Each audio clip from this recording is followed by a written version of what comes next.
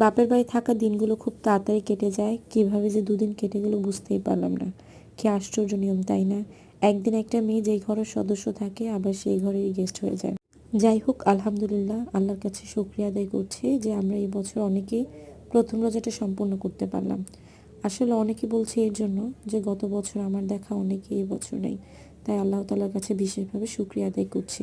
আলহামদুলিল্লাহ। বিয়ের পরই প্রথমই আমার বাপের বাড়িতে প্রথম রোজা, কারণ আমার আম্মা আর আমার ভাইয়ের ছেলেটি একটু অসুস্থ। দেখতে দেখতে দুদিন চলে গেল, আর একদিন পরে চলে যাব। যেতে ইচ্ছা করছে না, কিন্তু তারপরেও যেতে হবে। এদিকে ভাবি দুপুরের জন্য রান্নার আয়োজন করছিল, ভাবলাম আমিও একটু সাহায্য করি। এমনিতে উনি অনেক পরিশ্রমী একজন মানুষ, এমনিতে আমার আব্বা আম্মা দুজনে অসুস্থ, আবার ওনার ছোট দুটো বাচ্চা আছে, তো সব মিলে সংসারের কাজ কম না। আগামীকালে রাইসার আব্বু আমাদেরকে নিতে আসবে। আচ্ছা, বাপের বাড়ি দু একদিন থাকলে কি মন ভরে? আরও বেড়াই গেলে যেন বেশি খারাপ লাগে। যাই হোক, সেহরিতে কিছু খেতে না পারে আমি, সেহরিতে আমি কিছুই খেতে পারি না, তাই ভাবি আমার জন্য বিভিন্ন পদ করছে যাতে অল্প অল্প করে খাওয়া যায়।